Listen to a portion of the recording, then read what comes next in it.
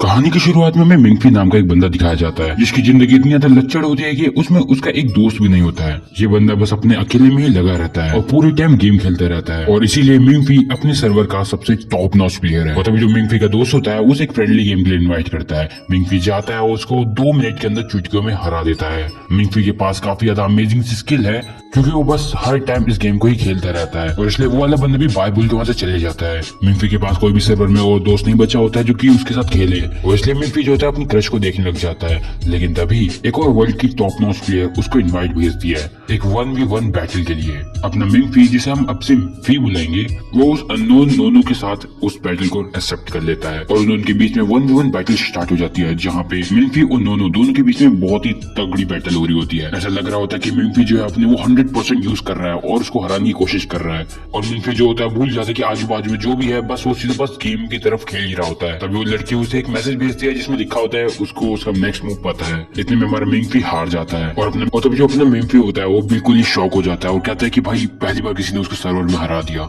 मिंगफी जानने की कोशिश करता है कि आखिर है कौन ये और उसकी प्रोफाइल पे उसे सर्च करने लग जाता है लेकिन वहाँ पे कुछ भी नहीं मिलता उसे। और तभी हमारा जो सीन होता है शिफ्ट होता है और हमें दिखाया जाता है उस नोनो नाम की कैरेक्टर को जो अपने दोस्तों के साथ कैस्टल कॉलेज में जा रही होती है और हमारी नोनो का असल में निक नेम नोनो है, असल में उसका नाम है चेंग मोटैंग। और तभी नोनो कहती है कि आखिर प्रोफेसर को इसके अंदर क्या अच्छा लगता है, मेरे को समझ नहीं आता, प्रोफेसर इसके अंदर कुछ ज्यादा इंटरेस्टेड है। और जब हमें नोनो को पता चलता है कि असल में ये लड़का एक एस रैंक स्टूडेंट है और इसलिए नोनो जो है उसे एक ड्यूल मैच के लिए चैलेंज करती है और जैसे कि हम लोग जानते हैं नोनो उसको काफी आसान तरह से हरा देती है। नोनो को बिल्कुल समझ नहीं आता कि आखिर इसके प्रोफेसर चाहते ही क्यों है और उसको उसके अंदर बिल्कुल भी इंटरेस्ट नहीं होता। और अभी नोनो के जो दोस्त होते हैं वो कहते हैं पक्का उसके अंदर कुछ ना कुछ तो होगा, क्यों ना तुम उसके पर्सनल चीजों के बारे में जानने की कोशिश करो। और तभी हमें ये बात पता चलती है कि असल में हमारे मिंगफैंग को फ्री ऑफ कॉस्ट में पढ़ाया जाने वाला है कैस्टल कॉलेज में और नोनो जो होती है वो मान जाती है। हेलो और तभी अपने दोस्तों की बात मान के जो हमारी नोनो होती है वो कैस्टल कॉलेज के एआई सिस्टम का यूज करती है जिसका नाम ईवा होता है और नोनो जो होती है वो उससे पूछते हैं कि मेरे को फी के एक पर्सनल इंटरेस्ट के बारे में बताओ। और तभी जो एवा होती है वो बताती है कि असल में हमारा फी जो है ज्यादा कुछ नहीं, उसके पास दोस्त है नहीं, उसके जो मम्मी डैडी है उन्होंने भी उसे छोड़ दिया था और अब जो फी है वो अपने अंकल आंटी के साथ रहता है जिनके साथ उसका कजन यानी मिंगजे भी रहता है। हमारा फी जो है वो मिंगजे को काफी बार परेशान भी करता है लड़की बनके, गेम में लड़की बनके, ताकि उससे बार बार रिवेंज ले सके। और जो मिंगजे की आंटी और अंकल है वो उसे बोलते हुए कि अब पैसा कमाना शुरू कर दो वरना ऐसे कब तक चलेगा तुम्हारा, क्योंकि अब उसे अपना खर्चा भी खुद ही उठाना पड़ेगा। वो बात अलग है कि ये कॉलेज भी फ्री में ही पढ़ रहा है। और तभी एवा ये भी बताती है कि असल में फी की एक क्रश भी है जो कि उसके कॉलेज में ही है, चेंग बेन, जिसे वो पसंद करता है। और तब जो नोनो होती है वो पूछती है कि आखिर ये आगे जाके बनना क्या चाहता है, करना क्या चाहता है। और ईवा बताती है कि ज्यादा कुछ नहीं, बस एक नॉर्मल वर्कर सा बनना चाहता है और इतना कमाना चाहता है जिससे अपनी गेम को बार अपडेट कर सके और अपनी नॉर्मल सी जिंदगी जी सके ताकि जब तक हो सके ये गेम खेल सके। और तब जो नोनो के दोस्त होते हैं वो पूछते हैं कि आखिर पे हमारे कॉलेज में आ कैसे सकता है, मतलब ये तो जिंदगी में बिल्कुल फेलियर है और आखिर हमारा प्रिंसिपल से चाहता क्यों है, बस कैप कट क्योंकि इसको पसंद करने वाला लड़का है ये। और तभी हमें बताया जाता है कि फी को असल में एक दिन निकाला जाता है घर से बाहर ग्रोसरीज लाने के लिए। और जैसे वो वहाँ पे जा रहा था उसने सोचा कि चलो भाई मेल बॉक्स पे भी चलते हैं, जहाँ पे उसने पूछा कि क्या मेरे कोई मेल आया है और उसे पता चलता है कि उसके 2 मेल्स आए हैं। पहले वाले मेल में जो उसे पता चलता है कि उसको इंटरनेशनल यूनिवर्सिटी के लिए रिजेक्ट कर दिया गया जो कि उसने अप्लाई किया था, लेकिन वहीं दूसरी तरफ कैस्टल कॉलेज की तरफ से उसे इन्विटेशन आया होता है। इस चीज को देख के हमारा जो फी होता है बहुत ज्यादा शॉक हो चुका होता है। पहले तो वो सोच रहा होता है कि सच नहीं होगा और इसलिए वो अपने आप को खींच कर चाटा भी मारता है, लेकिन जैसे तो पता चलता है कि भाई ये तो सच है। और तब जो फी होता है वो इस बारे में अपनी आंटी को बताता है, जिस चीज को सुन के उसकी आंट जो होती है बिल्कुल ही शॉक हो जाती है। सही बता तो वहाँ पे जितने भी लोग होते हैं सारे के सारे शॉक होते हैं और कहते हैं कहीं ये फेक तो नहीं है, क्योंकि अगर कोई तुम्हें कैसे ही लेगा। इतने में जो उसका भाई मिंजे होता है वो कहता है बिल्कुल ये फेक ही होगा, इसको कौन ही लेना चाहेगा अपने यूनिवर्सिटी में। और उसके बाद ये भी बताता है कि वहाँ पे बस हाफ ह्यूमन और हाफ मैजिक वाले लोग जा सकते हैं और वहाँ का टॉप नॉच स्टूडेंट जो होता है वो इतना ताकतवर होता है कि क्या ही बताए, मतलब उसका कोई कंपैरिजन है ही नहीं। तो मेरे ख्याल से तुम बिल्कुल भी नहीं, मतलब ये सपने में हो सकता है कि तुम वहाँ पे कभी जाओ और उनसे कंपेयर करना बिल्कुल बंद करो यार। और तभी हमारा जो उसके भाई के द्वारा ऐसे ट्रोल होने के बाद जो हमारा मिंगफी होता है वो थोड़ी देर के सोचने लग जाता है और डे ड्रीम करने लग जाता है कि बिल्कुल खिड़की फाड़ के 2 बंदे आते हैं हेलीकॉप्टर में और 2 काले काले सूट में बंदे निकलते हैं जो कि बहुत ज्यादा पावरफुल होते हैं, जैसा कि जू जियांग। वो सोचता है कि जू जियांग जो आता है उसके कदमों में गिर जाता है और कहता है मास्टर मैं आपका इंतजार कर रहा था। हमारे साथ चलिए। लेकिन ऑफ कोर्स ये बिल्कुल एक उसका सपना ही था, वो ये टूट जाता है। और तभी मिम्फी बोलने लग जाता है ये वैसे भी सपना है, तो ये कभी सच तो हो नहीं सकता है। और इतने में बोल के वहां से जाने लग जाता है। और तभी उसको जो मेल मिल जाता है उसके अंदर एक डिवाइस होता है जिसमें से कॉल आती है, और मिम्फी की आंटी जो होती है उन्हें बताया जाता है कि मिम्फी को इंटरव्यू के लिए सिलेक्ट किया गया है और उसको भेज दिया जाए इंटरव्यू वाली बिल्डिंग में। और हमारा मिम्फी जो होता है बिल्कुल इस चीज को सुनने के बाद शॉक हो जाता है। और तभी जो सीन होता है वो चेंज होता है और हमें दिखाया जाता है रात का सीन, जहाँ पे हम मिम्फी जो होता है अपने ऑनलाइन दोस्त से बात कर रहा होता है और उसको काफी सारी बधाइयां दे रहा होता है। मिम्फी इस चीज से काफी ज्यादा खुश हो रखा होता है। और तभी रात गई और बात गई, और तभी हमें दिखाया जाता है मिम्फी को जो कि इंटरव्यू वाली बिल्डिंग में पहुंच चुका होता है। और जैसे वो इंटरव्यू वाली जगह में जाता है तो वहाँ पे उसे देखने को मिलता है कि उसकी क्लास के काफी सारे लोग वहीं पे है, खासकर उसकी क्रश चैन वैन वैन। वो सबको हेलो बोलता है और उसके बाद वहाँ पे बैठ जाता है। अपनी क्रश को देख लो, काफी ज्यादा खुश हो रहा होता है। और तभी वहाँ पे लोगों को बुलाना शुरू किया जाता है। और तभी अपना मिम्फी जो होता है वो हमारे चैन वन यानी अपनी उसकी क्रश के पास जाता है और उससे बात करने लग जाता है, उसे इंकरेज करता है। और उसकी क्रश उसे थैंक यू बोल के वहां से चली जाती है। क्या मतलब भाई, कम से कम अपनी क्रश से बात तो कर सकता है। और तभी चैन वैन अंदर चली जाती है। ऐसे धीरे धीरे कर करके सबको बुलाया जा रहा होता है। और तभी हमारे जो मिम्फी को भी बुलाया जाता है। जब वो अंदर जाता है तो एग्जामिनर उसके सामने आते हैं और तब जो इंटरव्यू होता है वो शुरू होता है। और अपने मिम्फी घर से यूट्यूब वीडियो देख के आया होता है ताकि तैयार होता है वो, जैसे आज तो लट काट देगा अपना भाई। तभी इंटरव्यू वाले पूछते क्या आप एलियन पे विश्वास करते हैं। इतने में मिम्फी आनंद अंदर कहता है ये कैसे क्वेश्चन पूछ रहे हैं लोग, मैं तो सिंपल सिंपल सवाल की कोशिश करके आया था, ये क्या पूछ रहे हैं लोग। और अभी टाइपराइटर वाला बंदा कहता है देखो ये हमारे लिए काफी ज्यादा इंपॉर्टेंट है और ये काफी ज्यादा सिंपल क्वेश्चन है, तो प्लीज इनके जवाब दो। और तभी वो लोग फिर से पूछते हैं क्या तुम एलियन पे विश्वास करते हो। और तब हमारा मिम्फी कहता है हाँ मैं करता हूँ, मैं एलियन पे विश्वास करता हूँ क्योंकि मेरे को लगता है इस पूरे ब्रह्मांड में हमारी पृथ्वी से भी अपार दूर कहीं ना कहीं दूसरी सिविलाइजेशन भी है और पृथ्वी से कहीं दूर कहीं ना कहीं एलियंस भी है। और इतना बोलने के बाद हमारा मिम्फी कहता है देखो मैं जानता नहीं लेकिन मैं आपसे माफी मांगना चाहता हूँ कि आखिर मैं कैसे कैसे जवाब दे रहा हूँ। और इससे इतना कहते ही वो वहां से चले जाता है। और मिम्फी के जाते ही वहाँ पे प्रोफेसर आ जाता है और वो एग्जामिनर से पूछने लगता है तो आखिर बताओ तो कैसा रहा उसका, मेरे को बताओ क्या वो पास हुआ। इतने में इंटरव्यू वाले पूछते नहीं वो भाग गया। और हमें बताया जाता है इसका नाम है प्रोफेसर गोडियन। एग्जामिनर बताते हो पहले क्वेश्चन के बाद ही चले गया। प्रोफेसर काफी ज्यादा गुस्से में आता है और कहता है नहीं उसे वापस बुलाओ, कुछ भी करो कैसे भी करो वापस बुलाओ, मैं नहीं जानता पर उसे वापस बुलाओ, भले कॉल करो ही कुछ भी करो। लेकिन तभी ये लोग कंफ्यूज हो जाते हैं, वो कहते हैं आखिर आपको वो चाहिए क्यों। तभी सीन चेंज होता है और हम लोग को दिखाया जाता है हमारे मिम्फी को उसके क्रश के साथ जो कि उसे इन्वाइट करती है ग्रेजुएशन पार्टी के लिए। और हमारा मिम्फी उसे एक्सेप्ट भी करता है। और तब हम मिम्फी बताता है कि असल वो चाहता है कि वो उसके साथ यानी उसकी क्रश के साथ हमेशा हमेशा जिंदगी उसकी बिताए, कहने मतलब उसके साथ जिंदगी बिताए उसकी पूरी, और वो अपने प्यार का भी इजहार करेगा। तभी सीन चेंज होता है और हमें पता चलता है कि उसकी आंटी को असल में कॉल आया होता है प्रोफेसर के द्वारा और अपने मिम्फी भाई और उसकी फैमिली को बुलाया गया है एक मीटिंग के लिए। और तभी अगले दिन हमें दिखाया जाता है उस मीटिंग में जहाँ पे जो प्रोफेसर होता है वो काफी ज्यादा खुश होता है अपने मिम्फी से मिलके। लेकिन मिम्फी की जो आंटी होती है वो सोच रही होती है कि इसका पैसा कौन उठाएगा इतने महंगे कॉलेज में जाने का।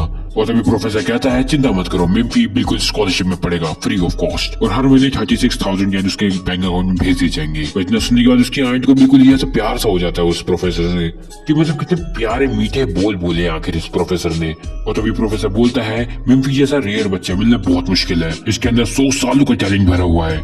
उसके अंकल आंटी कहते हैं ये इसके अंदर। और तभी जो प्रोफेसर होता है वो मिम्फी को असल में एक चिट्ठी देता है और बोलता है तुम्हारी मॉम डैड की तरफ से है। मिम्फी बोलता है कि मैंने तो सोचा था कि मेरे मॉम डैड ने मेरे को छोड़ दिया था। और तभी वो जो प्रोफेसर होता है वो बताता है कि उसके जो मॉम डैड है वो असल में कैसल कॉलेज में पढ़ने के लिए आ गए थे, उन्हें कैसल कॉलेज में आना ही पड़ा भले वो चाहे या ना। इतने में मिम्फी वहां से उठता है, उस लेटर को लेकर वहां से चले जाता है और उसको पढ़ने लग जाता है जहाँ पे उसे पता चलता है कि उसकी मॉम ने लिखा होता है कि आखिर ऐसे क्या क्या रीजंस रहे थे जिसकी वजह से वो अपनी बेटी यानी उससे नहीं मिल पाई और उन्हें छोड़ के जाना पड़ा। लेकिन उन्होंने उसके लिए एक बिल्कुल फ्री ऑफ कॉस्ट की स्कॉलरशिप रखी हुई है अपने बेटे के लिए ताकि वो आगे जाके एक अच्छी जिंदगी जिए। और इतनी सारी चीजें जानने के बाद हमारा जो मिम्फी होता है वो बिल्कुल रोने लग जाता है कि उसने अपने मॉम डैड को गलत समझा था। और तभी मिम्फी को ऐसे रोते हुए देख वहाँ पे नोनो आ जाती है और कहती है कम से कम यहाँ ऐसे गर्ल्स टॉयलेट के सामने तो मत रहो यार, रोना है तो बाहर जाके रहो। लेकिन वो असल में हमारी मिम्फी को वापस ले जाने आई होती है मीटिंग में और उसे ले जा भी लेते सक्सेसफुली। और तब जो प्रोफेसर होता है वो हमारी मिम्फी से पूछता है तो आखिर तुम बताओ क्या तुम इस कॉलेज में आना चाहोगे। मिम्फी बोलता है कि हाँ शायद कुछ टाइम बाद मैं आपको इसके बारे में बताऊं। और तब इन्होंने बोलती है असल में इसकी क्रश है जो कि यहाँ पे आना चाहती है लेकिन वो आ नहीं पा रही है और अपने मिम्फी उसे छोड़ के नहीं जाना चाहता है। और तभी मिम्फी कहता है तुम्हें इसके बारे में कैसे बता। और तभी जो हमारे नोनो होते कहते हैं ये सब बस एक तुक्का था मेरा। और तभी खाते टाइम नोनो असल में कुछ ऐसा कुछ कह देती है जिसकी वजह से हमारे मिम्फी को याद आ जाता है कि ये तो वही गेम वाली है और मिम्फी को पता चल जाता है कि ये वही है जिसने उसे गेम में हराया था और नोनो असल में और कोई नहीं बल्कि यही है जिसे वो ढूंढ रहा था। और तभी रात का सीन दिखाया जाता है जहाँ पे हमारा मिंगफिंग जो होता है वो सोच रहा था कि आके नोनो को उसके बारे में इतना कैसे पता। और तभी मिंगफिंग सोच लेता है कि अब वो अपनी दिल की बात बता ही देगा चेन मिंग को। और जब वो अपने फोन से उसे बताने की कोशिश करने वाला होता है तभी नोनो उसके पीछे आ जाती है और बताती है कि प्रोफेसर ने उसे भेजा है यहाँ पे ताकि वो एक बार लास्ट बार तुम्हें कन्विंस कर पाए। और वो ये भी बताते हैं कि देखो तुम्हारी लोकेशन इतनी आसान है ट्रैक करने की, मैं क्या ही बताऊँ, ये इसे काफी आसानी से कर लेती है। मतलब जो मिंगफी होता है वो कहता है देखो मैं तब तक हाँ नहीं कहूंगा जब तक तुम्हें पता है। वो भी हाँ नहीं कहती। यहाँ पे वो अपने क्रश की बात कर रहा होता है। वो कहता है वो अपने क्रश को पीछे से नहीं छोड़ना चाहता है। और इतने में जो नोनो होती है वो बताने लग जाती है देखो वो तुम्हारे लिए, उसके अंदर तुम्हारे लिए कोई भी फीलिंग्स नहीं है। और हमारे मिंगफी को सारी की सारी सच्चाइयां बताने लग जाती है। और तभी जो हमारा मिंगफी होता है वो कहता है देखो अभी भी स्टिल चांस है, क्योंकि उसने उसे ग्रेजुएशन पार्टी में बुलाया है और वहाँ पे उसके पास चांस है और वो अपनी फीलिंग्स को एक्सप्रेस करेगा। दोनों से सारी चीज बता देती है कि देखो अगर तुम नहीं आओगे अभी तो तुम्हारा ही नुकसान होने वाला है, बाकी सब तो तुम पे ही है। अगले दिन हमें ग्रेजुएशन पार्टी के लिए दिखाया जाता है कि हमारा मिंगफ्यू जो होता है वो क्रश के साथ जा रहा होता है। और जब वो दोनों एक साथ जा ही रहे होते हैं तभी वहाँ पे नोनो भी आ जाती है और चेंग मिंग को बोल देते कि तुम आगे चल जाओ तब तक ये आएगा, कॉलेज का बहाना बोल के। और तब एक बार फिर से हमारे जो नोनो होते हैं उससे पूछे कि तुम ज्वाइन करोगे। वो कहता है नहीं जब तक मैं उसे बता नहीं देता हूँ अपनी दिल की बात। और वो उसे आज की ग्रेजुएशन पार्टी में बता देगा। और इतना सुन के वो वापस चली जाती है। और तभी हमें दिखाया जाता है हमारा मिंगफ्यू जो कि असल में मिरर के सामने प्रैक्टिस कर रहा होता है। और ऑफ कोर्स उसे फ्लावर्स चाहिए होते हैं लेकिन उसकी जेब में पैसा तो होता नहीं है, तो वो वहीं गार्डन से कोई फ्लावर्स तोड़ लेता है। और पार्टी में जाने से पहले हमारा मिंगफ्यू जो है अपने दोस्त जाओलिन से मिलता है। और तब सूट वूट पहन के हमारा आ जाता है मिंगफ्यू पार्टी में। और तभी मिंगफ्यू दो बंदों से और मिलता है जो कि जाओलिन के दोस्त होते हैं। और तभी जब हमारा मिंगफ्यू सोचता है कि चलो भाई अब वक्त आ चुका है कि अपनी फीलिंग को एक्सप्रेस करेगा। और जैसे हमारा मिंगफ्यू जो होता है अपनी स्पीच देने बस जा ही रहा होता है और अपनी स्पीच देने जा ही रहा होता है तभी वहाँ पे जाओलिन आ जाता है, यानी उसी का हमारा मिंगफ्यू का दोस्त, जो कि मिंगफ्यू की आंखों के सामने उसकी क्रश को प्रपोज मार देता है। और अपने भाई की किस्मत इतनी ज्यादा फूटी होती है कि उसकी क्रश हाँ भी कह देती है और वहीं पे उनकी डेटिंग भी शुरू हो जाती है। मतलब भाई की तो किस्मत तो डूबी है, नैया भी डूब गई, भाई के आगे की जिंदगी का सहारा ही टूट गया। और तब जो हमारा मिंगफ्यू होता है वो बिल्कुल ही टूट चुका होता है अपनी ही क्रश के सामने, अपने ही दोस्त, अपने प्यारे दोस्त के द्वारा ऐसे बिटरे होते हुए देख उसे सहाय नहीं गया। और तभी नोनो जो होती है वो हमारे मिंगफ्यू की तरफ आती है, वो भी एक हॉट से ड्रेस पहन के, कहने का मतलब है पार्टी वाली ड्रेस पहन के। नैनो हमारी मिंगफ्यू के पास आती है, उसके बाद ताली बजाती है और नैनो के जो आसपास लड़कियां होती है वो सारी की सारी उसके कपड़े बदलने लग जाती हैं। उसके बाद कपड़े बदलने के बाद नैनो जो होती है वो उसके साथ चलने लग जाती है, हाथ में हाथ डाल के जैसे वो कपल हो। और ऑफ कोर्स इसका साफ साफ मतलब था कि भाई हमारे जो मिंगफी है इसको यहाँ से निकालो इस बेकार सी सिचुएशन से और इन सबको ये बताओ कि अपने मिंगफी पे इनसे भी ज्यादा इम्पोर्टेंट काम है, इस ग्रेजुएशन सेरेमनी से भी ज्यादा इम्पोर्टेंट काम है। नैनो कहती है कि लास्ट टाइम देख लो उसे, लेकिन वो मुस्कुरा के मना कर देता है। और जब नैनो मिंगफ्यू को ले जा रही होती है कार से, लेकिन तभी उनकी कार की गैस खत्म हो जाती है। और तब लोग वहाँ पे वो लोग वेट करने लगते हैं कि आखिर कब बंदा आएगा इन गैस फिल करेगा। और तब नैनो एक लास्ट टाइम पूछते है कि क्या तुम ज्वाइन करने वाले हो, क्योंकि मैं नहीं चाहती कि मैं प्रोफेसर के सामने फेल हो जाऊँ, इसलिए मैंने अभी तक गिव अप नहीं किया। और इस टाइम मिंगफ्यू हाँ कर देता है। और तब नैनो जो होती है वो इस बारे में एवो को बताती है, हाँ वही एआई। और जैसे जो एवो होती है उसे रजिस्टर कर देती है वहाँ पे, वो सीधे हमारे मिंगफ्यू को कहती है ये है किंग ऑफ द कॉलेज। और एवा जो होती है फोन के जरिए उसको सारी की सारी बातें बता रही होती है, कॉलेज के बारे में सारी डिटेल दे रही होती है। और तभी जो हमारी नोनो होती है वो बोलती है देखो ये क्राउन वाली काफी अच्छी तो बात है लेकिन ये बहुत बुरी भी है, पता नहीं कैसे लेकिन तुमने अभी तक कुछ भी नहीं किया लेकिन तुम्हें क्राउन मिल गया। लेकिन याद भी रखना कि जो ये क्राउन है ये लोगों को मरवा भी देता है, स्टूडेंट्स एक दूसरे को मार देते हैं वो भी सिर्फ उस क्राउन की वजह से। लेकिन जो नोनो होती है वो उसे बोलती है कि लेकिन अब मैं तुम्हारी असिस्टेंट या फिर यूं कहूं कि फ्रेंड भी हूँ और उसको कॉलेज में काफी मदद भी करेगी। और तब जो एवा होती है यानी वही एआई वो सारी की सारी जो इन्फॉर्मेशन होती है वो कॉलेज में इंसर्ट कर देती है, जिसकी वजह से उसके बारे में सारे जितने भी स्टूडेंट होते हैं उनको एक नोटिफिकेशन जाती है और जितने भी स्टूडेंट्स होते हैं उन्हें कैशली कॉलेज में बुलाया जाता है। सही ये तो हमें दिखाया जाता है हमारा मिंगफ्यू जो कि जा ही रहा होता है अपने कैशली कॉलेज की तरफ, लेकिन एक बंदा उसे भिखारी समझ के उसको रास्ता ही नहीं बता रहा होता है। और तभी ऑफिसर की ऐसी हरकत देख के जो हमारा लिंक होता है वो कहता है देख भाई मेरे पास 20 रुपए हैं, लेकिन बाजू में उसी के जैसे दिखने वाले लोग भिखारी बैठे होते हैं वहाँ। इसके साफ पता चल रहा होता है कि भाई हमारा मिंगफिंग भी उसकी तरह बैगर ही लग रहा है भिखारी। और वो ऑफिसर कहता है जाओ चाइनीज एम्बेसी जाओ, वहाँ पे तुम्हें कुछ खाने पीने के लिए दे देंगे वो लोग। इतना कहकर वो वहाँ से चले जाता है। और तब हमारे लिंक पे कहता है चलो यार कोई बात नहीं मैं कुछ खा के आ जाता हूँ मैकडोनल्ड्स में जाके। और जैसे वो मैकडोनल्ड्स में जाता है वहाँ पे मुझे मना कर देते, कहते हैं हमारे पास बैगर के लिए खाना नहीं है। और तभी हमारे लिंक पे जो होता है अपने एक सीनियर से मिलता है जिसका नाम होता है फिंगर। फिंगर कहते हैं कि तुम मेरे को ये पैसे दे दो, मेरे को एक सोडा खरीदना है। लेकिन अपना जो लिंक पे होता है वो कहता है नहीं मैं ले जा। इतने में जो फिंगर होता है वो नोटिस करता है कि उसके हाथ में तो वही कार्ड है यानी कि कैस्टे कॉलेज का कार्ड। और उसके बाद फिंगर जो होता है वो अपने भी कार्ड उसे दिखाता है और कहता है मैं टीयर 8 का स्टूडेंट हूँ और मैं तुम्हारा सीनियर हूँ। और इतना कह के वो उससे पैसे छीन लेता है। और अगले सीन में दिखाया जाता है कि ये लोग आराम से बैठे होते हैं और दोनों को दोनों बातें कर रहे होते हैं।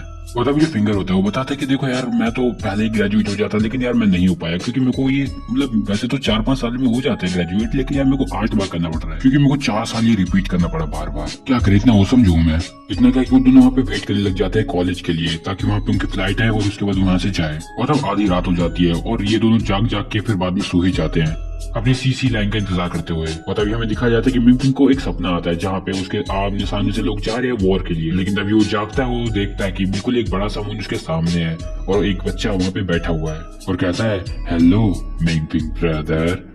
और इतना सुनने के बाद एकदम से हमारा जो मिंग होता है वो दोबारा जाग जाता है, मतलब कि वो भी सपना ही था। और तभी हमें दिखाया जाता है कि फिंगर चल जाता है एक बंदे के पास जो कि असल में कंडक्टर ही होता है एक तरह का, जो कि बोल रहा होता है कि सीसी लाइन आ चुकी है, अपने क्रिस्टल कॉलेज में जाने के लिए सारे स्टूडेंट आ जाओ। और इतना बोलने के बाद उन लोगों को उस एक मशीन के अंदर अपना कार्ड डालना होता है और उसके बाद वो प्लेन में चढ़ सकते हैं। और उसके बाद वो जो कंडक्टर बंदा होता है वो कहता है यार मेरे को एक फेलियर को दोबारा नहीं देखना था। और फिंगर कहता है यार मैं फिर से फेल हो गया, कोई बात नहीं, ये भी एक तरह की कला ही है और मैं टियर 8 से सीधे एक F रैंकर बन चुका हूँ। और तभी जो हमारा मिंग फेंग होता है वो उस कंडक्टर के पास आता है। जैसे मिंग फेंग उसे अपना नाम बताता है वो बिल्कुल ही शॉक हो जाता है और मिंग फेंग को बताता है कि प्रोफेसर तुम्हारा इंतजार कर रहे हैं और अभी तुम यहाँ पे, यानी प्रोफेसर आ जाना चाहिए यहाँ पे। और तभी फिंगर कहता है तो इसका मतलब है कि ये वो नया स्टूडेंट है। उसके बाद फिंगर भी जो होता है वो भी शॉक हो जाता है और तब मिंग फेंग को कुछ समझ नहीं होता कि चल क्या रहा है और तब वो भी शॉक हो जाता है उनको देख के। और ये काफी फनी सीन चल रहा होता है, लेकिन तभी जैसे मिंग फेंग अपना कार्ड उसमें डालता है वैसे ही वहाँ का एक अंडरग्राउंड रास्ता खुल जाता है और हमें देखने की मिलती है बिल्कुल एक ट्रेन आती है हैरी पॉटर की तरह, उससे प्रोफेसर बाहर निकलते हैं। और तभी सीन चेंज होता है, हमें दिखाया जाता है कि ये लोग अपने कपड़े पहन लेते हैं और ये ट्रेन से चले जाते हैं कैस्टल कॉलेज। तभी जो प्रोफेसर होता है वो बोलता है ये देखो ये तुम्हें साइन करना पड़ेगा, ये एक एनडीए फॉर्म है, हर स्टूडेंट को ये करना पड़ता है। और तभी जो प्रोफेसर होता है वो कहता है देखो तुम्हारी यहाँ पे अलग तरह की स्टडी होने वाली है, ऐसा सब्जेक्ट जो कोई नहीं पढ़ा था, यानी कि ड्रैगन्स के बारे में। यहाँ पे तुम्हें ड्रैगन्स के बारे में पढ़ाएगा जाएगा। एंड अगर तुम्हें लगता है कि ड्रैगन जैसी कोई चीज नहीं होती फिर तो तुम गलत हो, क्योंकि दुनिया में एक नॉर्मल लोगों को बिल्कुल नहीं पता, लेकिन असल में ड्रैगन एग्जिस्ट करते हैं और ह्यूमन और ड्रैगन्स के बीच में कई बार लड़ाइयां भी हो रखी है। और हम स्टूडेंट को ये सिखाते हैं कि कैसे ड्रैगन्स को मारते हैं और हम नए नए हीरोज बनाते हैं।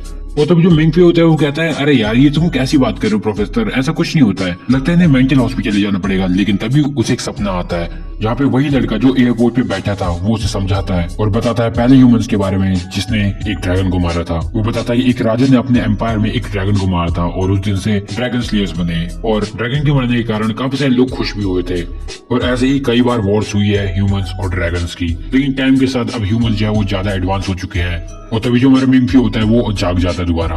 और तभी मिंग जो होता है वो कहता है मैं श्योर नहीं हूँ लेकिन ये पक्का ये कोई बेहोदी सी बात है, छोड़ो इसे। तभी प्रोफेसर एक बंदे को बुलाता है जो कि 2 ब्लैक बॉक्सेस लाता है और वो बंदा बोलता है ये दूसरा बंदा होने वाला है जो ऐसे इन चीजों को देखने वाला है। और तभी वो जो बंदा होता है वो पहला डब्बा खोलता है जिसके अंदर एक ड्रैगन का नील होता है। और तभी जो प्रोफेसर होता है कहता है चलो इसे अब शूट करो। और क्योंकि अपना जो मिंग है उसने पहले एक मिलिट्री ट्रेनिंग कर रखी है तो उसने वो शूटिंग में माहिर है। और जैसे हमारा मिंग उस पर शूट करता है वो पीछे गिर जाता है। और तभी मिंग जो होता है कहता है यार ये हो ही नहीं सकता, ये पक्का कोई एडवांस टेक्नोलॉजी है इसलिए ऐसा हो रहा है। और तभी वो बंदा दूसरा बॉक्स खोलता है जिसके अंदर एक जीता जागता ड्रैगन होता है। प्रोफेसर उसे उसकी कहानी बता रहे होते हैं, लेकिन तभी मिंग कहता है ये पक्का कोई एक प्रोजेक्शन है, वरना ऐसा चीज हो ही नहीं सकती। मिंग उसके काफी ज्यादा करीब आ जाता है और वो ड्रैगन उछलने लग जाता है और अपनी फ्लेम का यूज करने लग जाता है। इसको देख के सब लोग हैरान हो जाते हैं और कहते हैं इसको जल्दी ठीक करो। और लेकिन क्योंकि अब एडवांस टेक्नोलॉजी हो चुकी है नैनो टेक वगैरह की, तो वो लोग उसे कंट्रोल करने में दोबारा सक्षम हो जाते हैं। और इन सब चीजों को देखने के बाद हमारे मिंग रोने लग जाता है और कहता है तो ये थे हमारे एंसेस्टर्स। अभी अगले सीन में हमें दिखाया जाता है कि प्रोफेसर और वो बिल्कुल जा रहे होते हैं। और तभी मिंग जो होता है वो प्रोफेसर पूछता है प्रोफेसर क्या आप मेरे को बता सकते हैं यहाँ पे मेरे को बाकी स्टूडेंट क्यों दिख रहे। और तब तो हमारा प्रोफेसर भी सोचने लग जाता है कि बच्चे हैं कहाँ। और तभी सायरन बजने लग जाता है और प्रोफेसर को पता चल जाता है कि कुछ तो गड़बड़ है। वो हमारे मिंग को ले जाता है एक पिलर के पीछे, वहाँ पे फायरिंग होने लग जाती है। और तभी हमें ब्लैक सूट में और एक रेड सूट में दोनों बंदों को दिखाया जाता है। ऐसा लग रहा था कि जैसे ब्लैक और रेड के बीच में वॉर हो रही है और वो जगह पूरी बैटल फील्ड बन जाती है। प्रोफेसर बिल्कुल ही बेहोश हो जाते हैं, गोलियां चल रही होती है, तबाही हो रही होती है और तभी 2 लीडर्स आमने सामने आ जाते हैं दोनों ग्रुप के। दोनों के बीच का मैटर होता है कि कौन बनेगा स्टूडेंट काउंसिल। और तभी दोनों को दोनों लड़ने लग जाते हैं। जिसके ब्लॉन्ड हेयर है उसका नाम है केसर और दूसरे बंदे का नाम है जिहैंग। दोनों के दोनों बहुत ही बुरी तरह से लड़ने लग जाते हैं, बिल्कुल फुल सीन में हो जाते हैं, फाइटिंग सीन में, बस जैसे आज तो मार ही डालेंगे एक दूसरे को। और वहाँ पे हमारा मिंग एक एमपीसी की तरह लग रहा था जो बस उनकी फाइट देख रहा है। लेकिन तभी मिंग सपने में चल जाता है, उसके सामने एक लड़की आती है जो कि नोनो होती है और उसके सर में बंदूक रखती है और कहती है नीचे झुक जाओ। इतना क्या कि वो पीछे वाली लड़की को मार देती है, लेकिन ये तो सपना था। और तभी हमारा मिंग जागता है और सोचता है ये क्या हो गया था।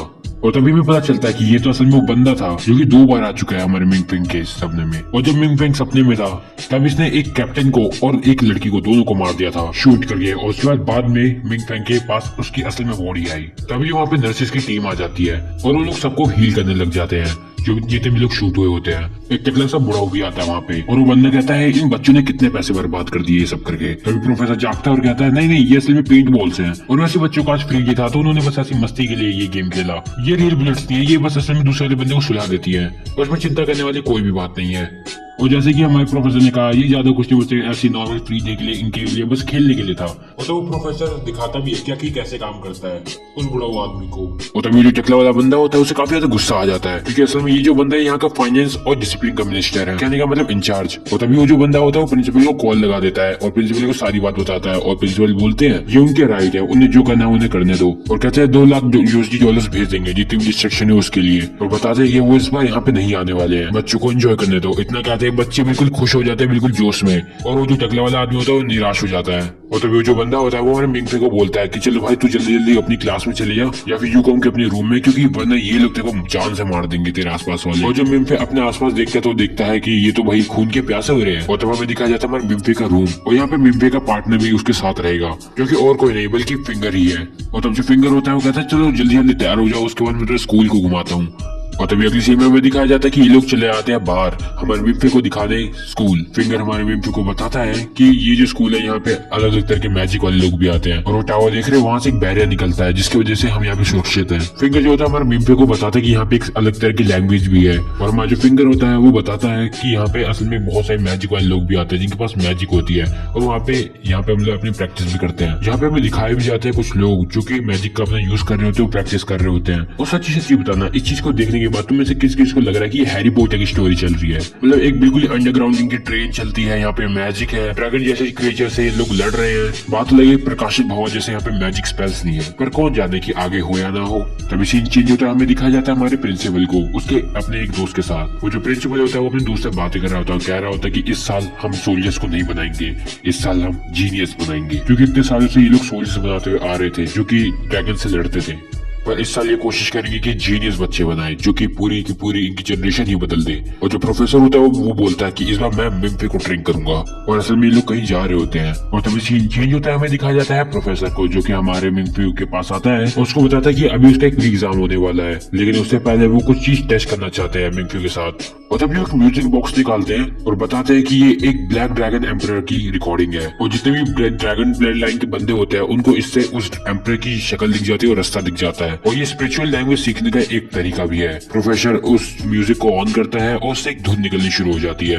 और जो हमारा मिम्फी होता है उसे तो नींद आ रही होती है। प्रोफेसर पूछता है तुम्हें कुछ पता चला? मिम्फी कहता है नहीं मेरे को कुछ पता नहीं चला क्योंकि वो नींद आ रही है। प्रोफेसर कहते हैं ये कैसे हो सकता है यार, और वो सोच रहे होते हैं कि आखिर इसको वो कोई इमेज क्यों नहीं दिखी उस रेमल की। और तभी जो प्रोफेसर होता है वो अपने दोस्त एक प्रोफेसर के पास भाग जाता है और फोन पे बात करते करते वो अपने प्रोफेसर से पूछ रहा होता है। और तभी जो प्रोफेसर होता है वो लाइब्रेरी में चले जाते हैं जहाँ पे वो पुराने रिकॉर्ड्स को पढ़ रहे होते हैं। और उन्हें लगता है कि जो मिम्फी है वो एक एम्परर लेवल का है, यानी या तो वो व्हाइट ड्रैगन वाले वंश से होगा या फिर शायद किसी और ड्रैगन के वंश से। और जो प्रोफेसर होता है वो सोचता है कि इस चीज के बारे में वो किसी भी स्टूडेंट को नहीं बताएंगे। और अब जो सीन होता है वो चेंज होता है और हमें दिखाया जाता है हमारा मिम्फी जो होता है वो एग्जाम दे रहा होता है, लेकिन उसको सारे के सारे आंसर जो होते हैं पहले से पता होते हैं क्योंकि फिंगर ने उसे पहले ही सारे आंसर दे दिए होते हैं। और तभी फिर से एक बार हमारे मिम्फी को सपना आता है जहाँ पे वही बंदा जो उसके ड्रीम में बार बार आता है वो बताता है वो उसका भाई है। और तभी उसकी नींद खुल जाती है और उसका पेपर लीक को लोग चले जाते हैं। और तभी उसी रात उसको दोबारा सपना आता है जहाँ पे वो उसका भाई उसे दोबारा मिलता है और वो कहता है ये जो अभी बेल बजी ये डेथ ऑफ बेल है।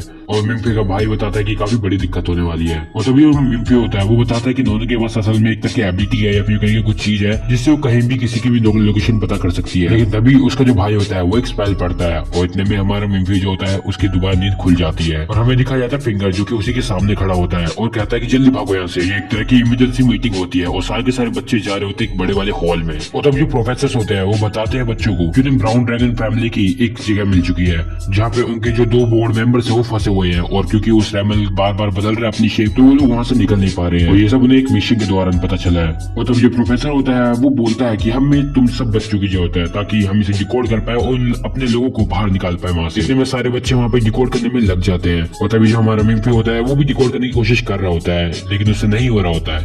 और असल में ये प्रोफेसर वाले जो है ये पूरी दुनिया से मदद मांग रहे हैं। मिम्फे भी सारे बच्चों की तरह कोशिश कर रहा होता है, लेकिन वो काफी ज्यादा डिमोटिवेट हो जाता है जब उससे वो हो नहीं रहा होता है। तभी वो अपने आसपास देखता है और देखता है कि न्यू स्टूडेंट जो है वो भी कोशिश कर रहे हैं, और तब उन न्यू बच्चों को देख के वो बिल्कुल मोटिवेटेड हो जाता है। और उसके बाद तभी उसे याद आता है कि उसके पास एक मैप है जिसको वो देखता है और उससे डिकोड कर लेता है उस चीज को और इन्फॉर्मेशन सबमिट कर देता है उन लोगों को जिनको उसकी जरूरत थी। और तभी हमें दिखाया जाता है उस हेलीकैरियर का सीन जहाँ पे हमें वो दो बंदे दिखाए जाते हैं जो कि वहाँ पे फंसे हुए होते हैं, और ये वही एग्जाम वाले दो बंदे हैं जिन्होंने मिम्फियो का एग्जाम लिया था। ये दोनों एक दूसरे से काफी ज्यादा प्यार भी करते हैं, पर खैर हमें उससे गया। तभी ये लोग जो है ये बाहर जाने की कोशिश करते हैं जो के पास इन्फॉर्मेशन है उससे, और तभी ये लोग बाहर जैसे आने वाले होते हैं तभी वहाँ पे एक ड्रैगन भी आ जाता है। एक सी ड्रैगन वहाँ से निकलता है बाहर और बिल्कुल ही खा देता है लोगों को। सी ड्रैगन आके वहाँ पे तबाही मचा देता है, लेकिन जो टीम वाले होते हैं वो उस अंडे को देने में सक्सेसफुल हो जाते हैं। वो ड्रैगन जो होता है एक एक करके सबको मारे जा रहा होता है। अपनी टीम मेंबर को ऐसे मरते हुए देखो कमांडर पूरी गोलियां चला देता है वहां पे उस मॉन्स्टर पे, लेकिन वो ड्रैगन जो होता है मरा नहीं होता है और वो आता है और उसके सारे दोस्तों को मार देता है उसके आंखों के सामने। वो बंदा बहुत ही बुरा फील कर रहा होता है और उसको मारने की कोशिश करता है, लेकिन उससे कुछ होता नहीं है। हेलीकैरियर की भी काफी ज्यादा हालत खराब होती है और वो जैसे तैसे उस चीज को निकालने की वहां से कोशिश करता है, लेकिन इन दी एंड जो बंदा होता है वो समझदारी से काम लेता है और भले उनका मिशन सक्सेसफुल रहता है, लेकिन बदले में उसे काफी सारी जानें गंवानी पड़ती है लोगों की। और इतने में जो ड्रैगन होता है उसे भी मार दिया जाता है। और तभी जो प्रिंसिपल होता है उसे दिखाया जाता है जो कि बोलता है मिशन सक्सेसफुल रहा। और तुम लोगों को मैं काफी थैंक यू बोलना चाहता हूँ, खासकर मिम्फियो को, क्योंकि उसने उस चीज को डिकोड कर लिया। मिशन सक्सेसफुल हो जाता है, सब लोग खुश हो रहे होते हैं। और तब जब सारे के सारे लोग घर जा रहे होते हैं, मतलब अपने अपने रूम में वापस जा रहे होते हैं, और तभी हमें उस जियांग नाम के बंदे को दिखाया जाता है जो कि मिम्फियो को उसकी गैंग ज्वाइन करने के लिए कहता है ताकि वो उसका आने वाला सक्सेसर बन सके उसकी गैंग का। और तब जो मिम्फियो होता है वो मना कर देता है, कहता है नहीं मैं इस चीज के लायक नहीं हूँ। और तभी हमें सीन दिखाया जाता है वही हेलीकैरियर का, जहाँ पे हमें प्रिंसिपल को दिखाया जाता है उसके अपने मरते हुए दोस्त के पास जाते हुए। वो बंदा रिपोर्ट करता है प्रिंसिपल को और कहता है स्टूडेंट को इस चीज के बारे में बिल्कुल भी मत बताने कि आखिर हमने क्या खोया है, उन्हें बस ये कहना है कि बस आगे बढ़ते रहो। और वो ये भी कहता है कि उसकी जो अडॉप्टेड डॉटर यानी कि नोनो है वो उसका भी ख्याल रखे, उसको देखते रहे। तभी सीन चेंज होता है, हम लोगों को दिखाया जाता है कुछ दिनों के बाद हमारा जो मिम्फियो होता है उसको नोनो इन्वाइट करती है एक बॉल डांस के लिए, एक तरह की पार्टी होती है ये। तभी जो हमारा मिम्फियो होता है वो नहीं, उसका कोई इंटरेस्ट नहीं है इस चीज में, लेकिन जो फिंगर होता है वो कहता है अरे यार जाओ यार, वहाँ पे कितनी बढ़िया बढ़िया चीजें खाने को मिलेंगी पीने को मिलेगी, तुम कैसे मना कर सकते हो। वहाँ पे वैसे भी स्टूडेंट काउंसिल भी होगा और क्या है कितने कितने लोग हैं यार, आओ ना बस। तो ऑफ कोर्स यार अपना फिंगर इतना सख्त लोंडा है भाई, इसको खाने पीने से मतलब है, इसको बाकी से लेने देना है नहीं, डांस करना कि नहीं करना। खैर तभी हम लोगों को दिखाया जाता है उस बॉल डांस का सीन, उस पार्टी का सीन, जहाँ पे हमें जो मिम्फियो और हमारे फिंगर दोनों साथ में जा रहे होते हैं पार्टी में। और हमें बताया जाता है कि नोनो जो है वो असल में स्टूडेंट काउंसिल की होने वाली वाइफ है। बाकी सब तो ठीक है लेकिन दोनों लड़कियां ही क्यों लग रही है। तभी पार्टी का सीन दिखाया जाता है जहाँ पे मिम्फियो फिंगर साथ में नाच रहे होते हैं, और तब वही न्यू लड़की जो होती है वो हमारे मिम्फियो को देखती है और उसके पास आती है और उसे डांस के लिए इन्वाइट करती है। मिम्फियो और उस लड़की का नाच देख के जितने भी वहाँ पे बंदे होते हैं सारे तालियां बजाने लग जाते हैं और कहते हैं इतना बढ़िया नाच रहे ये लोग। और अब जो स्टूडेंट काउंसिल वाला बंदा होता है वो हमारे मिम्फियो को इन्वाइट करता है और कहता है उसके साथ खड़ा रहे। वो मिम्फियो वहाँ से चले जाता है और कहता है कि नहीं रहने दीजिए। इतने में बाहर जाने के बाद वहाँ पे उसे दोनों मिलती है और उसके साथ वो बैठ के चले जाता है अपने घर के लिए।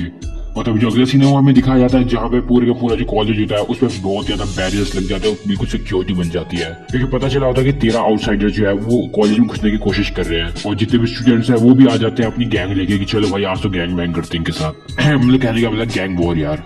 इतने में स्टूडेंट भी जो होते हैं उन गुंडों के साथ लड़ने में बाहर आ जाते हैं, और तभी उन 13 गुंडों में से लगभग जो 7 होते हैं वो पकड़े जाते हैं। लेकिन अभी भी उनका जो लीडर है वो अननोन है और किसी को नहीं पता कि आखिर वो है कौन, पर बेशक ही उस ककून को लेने आए थे जो कि वो ड्रैगन से छीन के लाए हैं। और तभी जो प्रोफेसर होता है वो कॉल करते हैं उनके नाइट वॉचर को और कहते हैं कि उस सील को हटा दो ताकि स्पिरिचुअल लैंग्वेज का यूज करके सब लोग वहाँ पे अपनी पावर का यूज कर सकें। और जैसे वो सील हटती है अब सब लोग जो है वो अपनी मैजिक का यूज कर सकते हैं, ये इवन जो आउटसाइडर थे वो भी। और अब वो लोग अपनी प्रेजेंस को छुपा पा रहे होते हैं अपनी मैजिक का यूज करके। उन बचे हुए 6 में से 4 चले जाते हैं सीजर के पास, एक चले जाता है एक और वॉरियर के पास लड़ने के लिए, और एक चली जाती है ककून को लेने के लिए। और तभी उन लड़कियों की, उन सभी लड़कियों की जो लीडर होते हैं वो भी हमें देखने को मिल जाती है और वो अपनी आइडेंटिटी रिवील कर देती है। वो जो लड़की होती है वो बताती है कि असल में वो यहाँ पे इसलिए आया ताकि उस ककून को ले सके जो कि तुम लेके आए उस ड्रैगन किंग से, क्योंकि असल में इनको ऑर्डर मिला है इनके एम्प्लॉइज से। ये यहाँ पे इनकी बहन के लिए नहीं आया जो कि असल में इनके द्वारा मारी गई थी।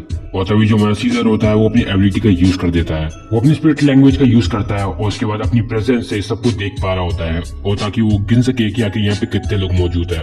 जब वो गिन लेता है कि यहाँ पे कितने लोग उसके सामने है वो अपनी एबिलिटी को बंद कर देता है। और अभी हमें पता चलता है कि असल में इनकी जो लीडर है आउटसाइडर की, इसके पास बिल्कुल अपोजिट इसकी पावर है। ये लड़की अपनी प्रेजेंस को बाकी लोगों से छुपा सकती है और असैसिन की तरह मार सकती है छुपके छुपके, क्योंकि सीजर हिटलर की पावर से बिल्कुल ही उल्टा है और इसीलिए इन दोनों के बीच में एक ड्रॉ हो जाती है। ये दोनों मतलब मुश्किल से ही एक दूसरे को हरा पा रहे होते हैं और तभी हमें एक प्योर ड्रैगन ब्लड वाले स्टूडेंट को दिखाया जाता है जिसके पास पावर होती है। इसकी स्पिरिट लैंग्वेज होती है वो होती है ड्रैगन किंग फ्लेम, जिसे अपने आसपास बिल्कुल फ्लेम कर सकता है और उसके बाद उन्हें कंट्रोल भी कर सकता है।